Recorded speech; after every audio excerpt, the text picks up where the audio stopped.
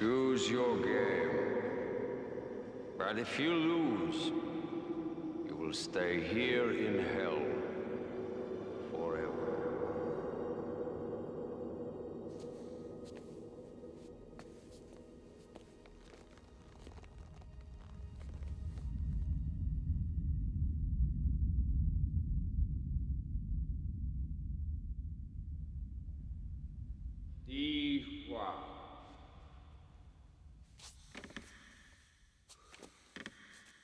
Miss.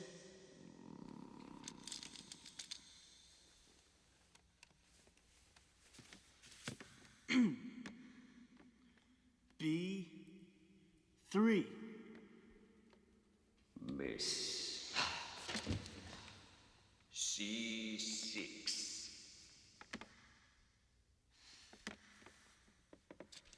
Hit. Dude, I know.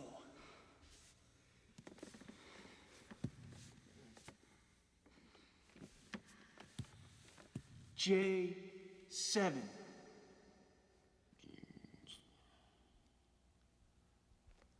Hit. A hit. You have sunk my battleship. Excellent! Yeah! I totally knew he put it in the J's, dude. Good thinking, Ted. You must play me again. What? Best 2 out of 3. No way! Yes way.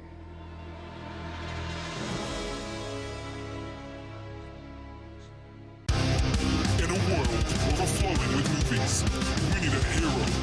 Someone to separate the bad from the good. Sounds like a job. Verbal dioramas. Watches all the movies from comedy to drama. From the top roll sound. And don't forget the action. She'll watch until the end and then she'll give you her reaction. Movies you know, movies you don't. Prequels, sequels, remakes, and trivia and outtakes. Movies you know, movies you don't. Interesting stories, all the categories. Hi everyone, I'm Emma and welcome to Verbal Diorama episode 221, Bill and Ted's Bogus Journey. This is the podcast that's all about the history and legacy of movies you know and movies you don't. And welcome to Verbal Diorama. Whether you are a brand new listener, whether you are a regular returning listener, whether you're just a huge fan of Wild Stallions, thank you for being here. Thank you for choosing to listen to this podcast. I am so happy to have you here for the history and legacy of Bill and Ted's Bogus Journey, or should that be Bonus Journey? Because this is an episode that no one knew about. This episode wasn't scheduled, it wasn't promoted. The podcast was going to have no episode this week because I'm having a week off very soon. But the story of Bogus Journey was too delicious to not share, especially straight after Bill and Ted's Excellent Adventure, which was last week's episode if you missed that. And don't worry, Bill and Ted fans, we will face the music at some point in the near future, but it's not coming next week. And I apologise for that. But, you know, we had to wait a long time between Bogus Journey and Face the Music, just generally in real life. So I think you'll forgive me a little bit of time in between Bogus Journey and Face the Music. But this podcast will face the music at some point, I promise. So this isn't a full-sized episode. This is going to be more a bite-sized episode on the story of how Bogus Journey got made, how it almost met an identical fate to Excellent Adventure, but mostly how it turned out to be most triumphant. Here's the trailer for Bill and Ted's Bogus Journey. I have a feeling we're about to embark upon a most unprecedented expedition. Once they made history. I must see to it that you die. Now they are history. Bill and Ted are dead. Welcome to hell. It's the Grim Reaper, dude. How's it hanging, Def? But they're having one hell of a time. This is not what I expected this place to look like at all. We got totally lied to by our album covers, man. Taking in the sights. Not bad, dude. We totally knew a guy got one of those in his bucket of chicken. Making new friends. Excuse us, dude, but is there any way we can get back? You may challenge me to a contest. J7. You have sunk my battleship. Excellent! Best 2 out of 3. What? Enjoying the family. No way! Invading the present. I totally possessed my dad. Battling the future. You're metal, dude! Excuse us, but your shoes are untied.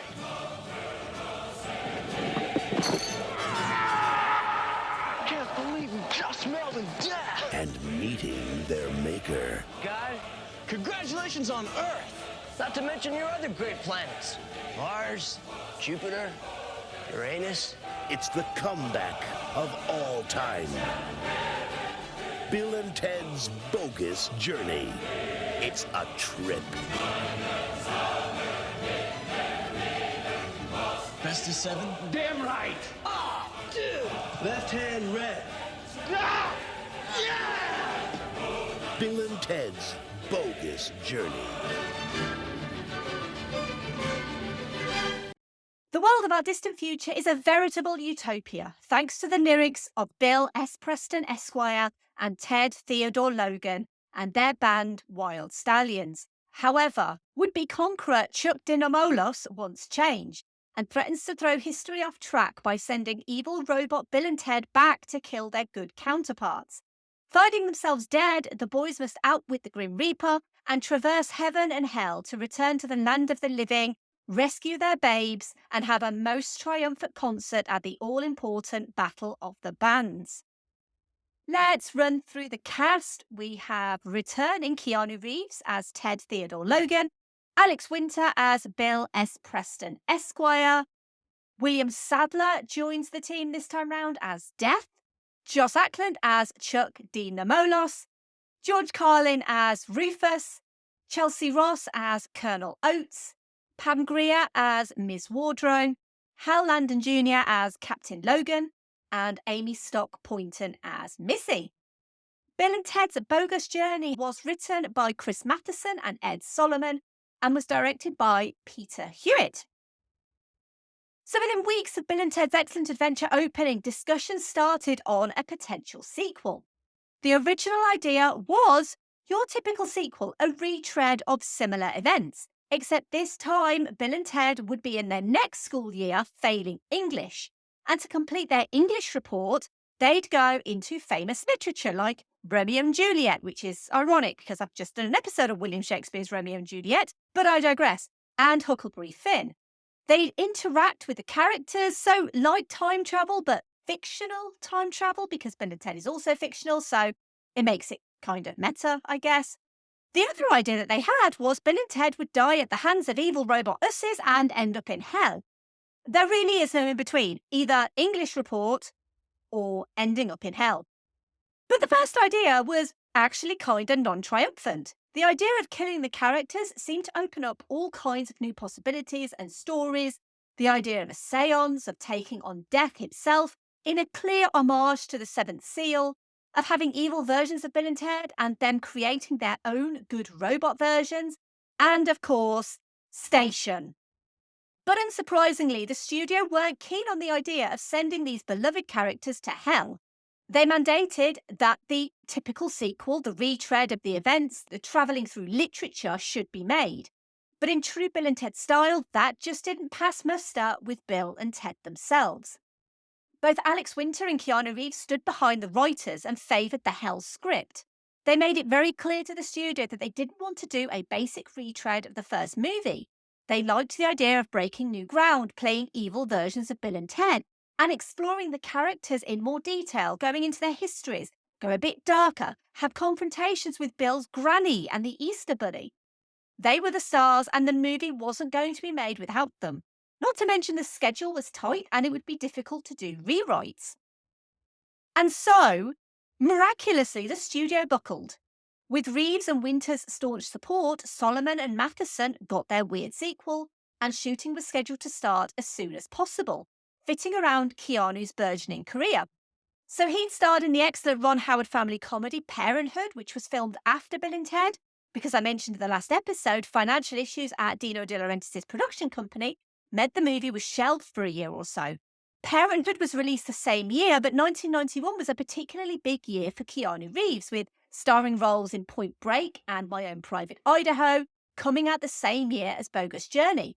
The 10-week shoot had to be delayed until the 7th of January 1991 because Reeves couldn't make it until then due to working on My Own Private Idaho. They stuck to the 10-week schedule by editing the movie as they went along, shooting 5 days a week and editing on Saturdays to meet Orion's mandated summer 1991 release date. While Alex Winter and Keanu Reeves were on board with Ed Solomon and Chris Matheson's ideas, one person who wasn't was the original director Stephen Herrick. He was approached to direct what was then called Bill and Ted Go to Hell, but he thought the screenplay was mean-spirited and seemed to be more of a parody of a parody. Solomon and Matheson didn't want to change much in their script, and so they amicably parted ways with Herrick, who wished his replacement Pete Hewitt well. Herrick would go on to direct Don't Tell Mom the Babysitter's Dead, The Mighty Ducks, and The Three Musketeers. Peter Hewitt was a first-time feature-length director, having only previously done a 30-minute short film called The Candy Show, but this was enough for the producers and screenwriters to give him a shot. He was honest and he wasn't afraid to speak his mind, but he loved the concept of the movie. They also needed to cast Death. And who do you cast as the Grim Reaper? Possibly Bengt Ekerot, but also William Sadler, of course. At the time, he was primarily known for taking villain roles, such as in Die Hard 2. But he had wanted to return to doing comedy, as he'd done earlier in the Broadway production of Biloxi Blues with Matthew Broderick. He loved the first movie and auditioned on tape first with a Czech accent, copied from actor Jan Triska, who Sadler had worked with previously. He was asked to audition in person, but to look the part and go to a Halloween store. He didn't do that, though. He contacted Die Hard 2's makeup artist, Scott Edo, who offered to help. Sadler showed up at his apartment the morning of the audition, and Edo did authentic old-age makeup. It was so believable that one of the producers remarked that he, quote-unquote, looked older in person. He wasn't the only person in contention. They'd asked Christopher Lee and Christopher Lloyd, but clearly he was the best person for the role, as he's embodied it ever since. Sadler also had a cameo as the Grim Reaper on a 1994 episode of Tales from the Crypt.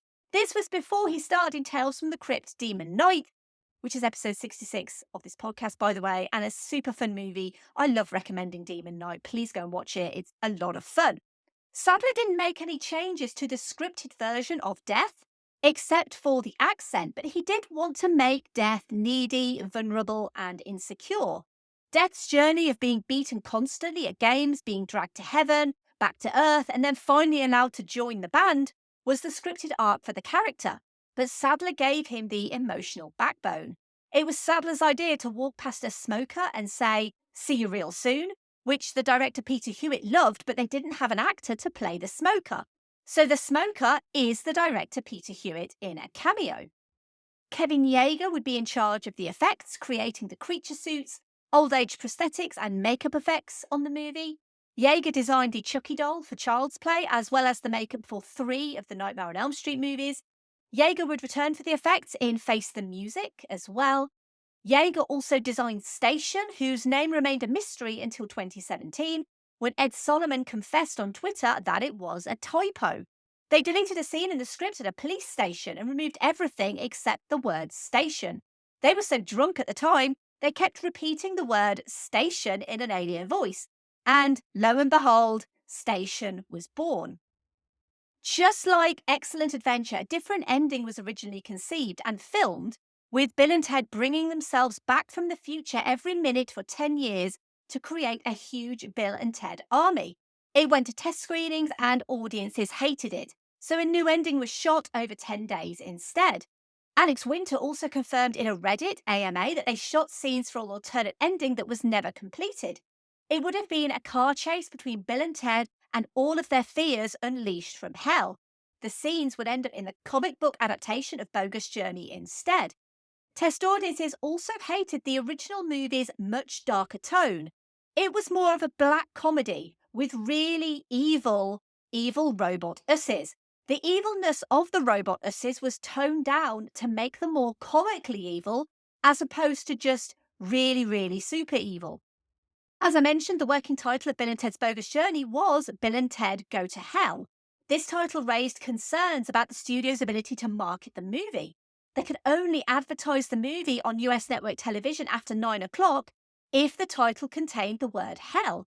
Executives didn't want to run the risk of alienating a larger audience because this was a PG sequel aimed at all ages, and so because of this, the name of the movie was changed to Bill and Ted's Bogus Journey, which was both less offensive and more reminiscent of the excellent adventure of the previous movie. But I'd argue that Go to Hell leans a lot more into Face the Music, but obviously they didn't know they were making Face the Music back in 1991. I mentioned last episode there was a time when it appeared unlikely that Bill and Ted's Excellent Adventure would be released.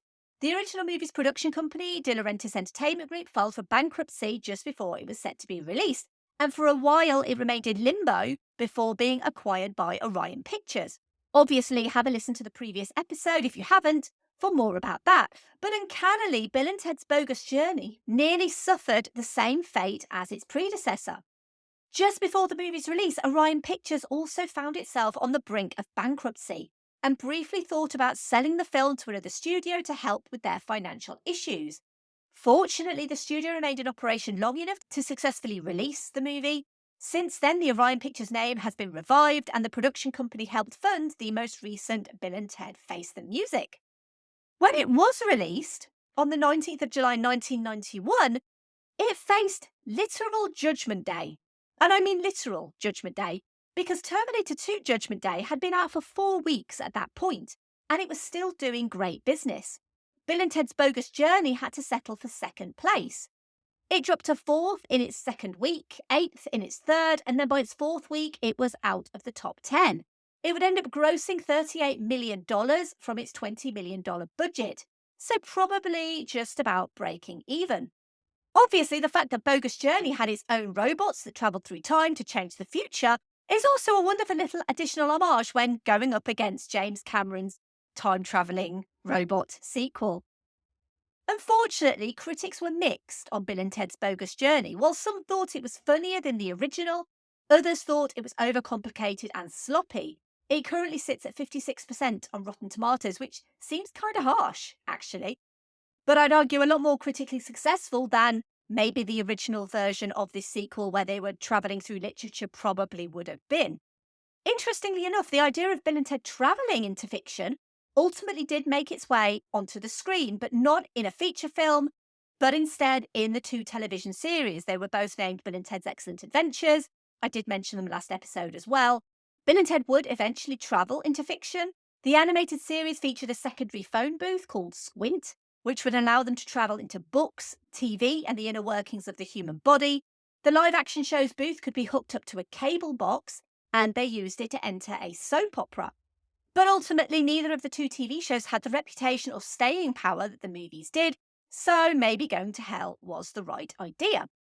And 29 years later, in 2020, we finally got a grown-up Bill and Ted facing the music with their daughters, Thea and Billy, respectively, which is a story for another episode, as boy did that movie face an uphill battle to get made.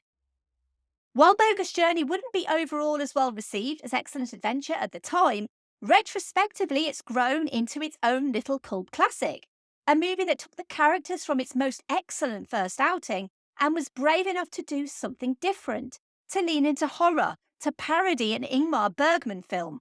It includes an appearance by Faith No More guitarist Jim Martin, references to The Exorcist, a gag in which Bill's stepmom has divorced his dad and married Ted's dad, scenes taking place at the same mall from Back to the Future, and a sequence filmed at a Tillman water reclamation plant in Van Nuys, which has served as a setting for the Starfleet Academy in various Star Trek spin-offs.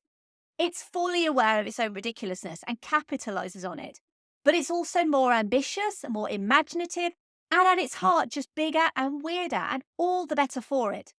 The showdown with Death playing Battleship and Twister just will never age. nor will the sweet sincerity behind the scenes and the fact that the core relationship between Bill and Ted is central to this movie, as it is to the previous one. And it's clear both Keanu Reeves and Alex Winter are just having an absolute ball playing evil Bill and evil Ted. Comedies don't exist like this anymore. Sequels don't exist like this anymore. It's different, and that's okay. Be different.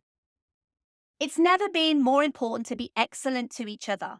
There's nothing bogus about that sentiment. And never forget. Station! Thank you for listening. As always, I would love to hear your thoughts on Bill and Ted's Bogus Journey.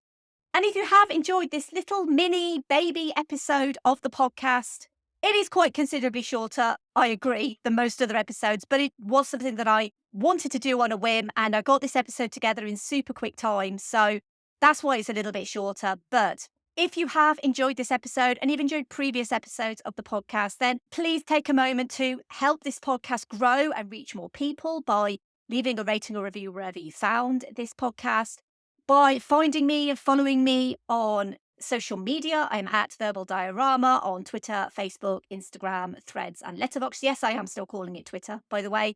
Or simply by telling your friends and family about this podcast.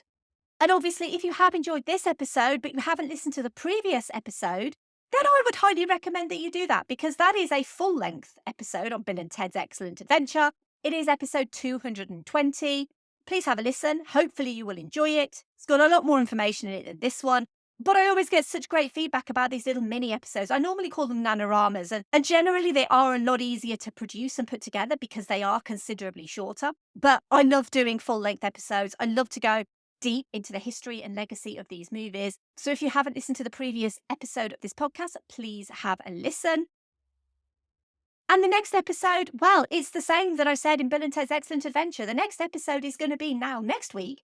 And it is going to be an episode on my personal favourite rom-com, the absolutely wonderful, sweet and lovely and life-affirming The Wedding Singer.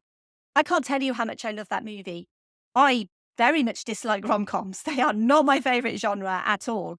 But I absolutely adore the movie. It just makes me smile so much.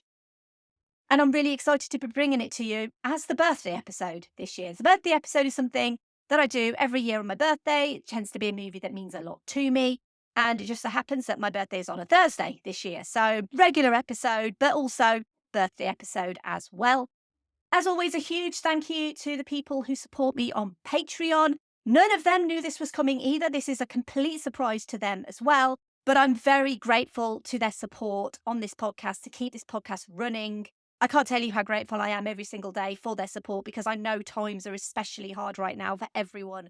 So those few dollars that I get from those people really do help.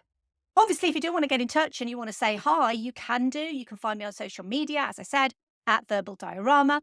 But you can also email me, verbaldiorama@gmail.com, and you can find my website at verbaldiorama.com as well. And finally, Our bass player, the Duke of Spook, the Doctor Shock, man with no tan. Please say hello to Death himself, the Grim Reaper!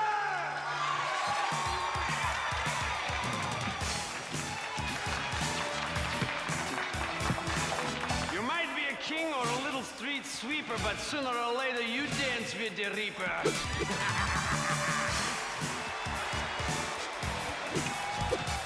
Get down with your bed, sir.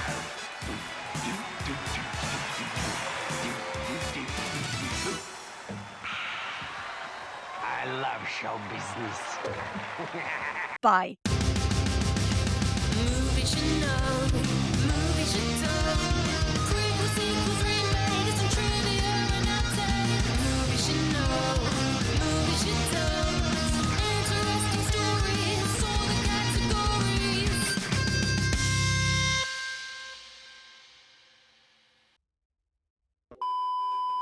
Conqueror chucked in up. Joss Ackland as Chuck Dynamo. Chuck Dynamo. Chuck Dynamo. No, what? Why can't I say this word? Chuck Dynamolos.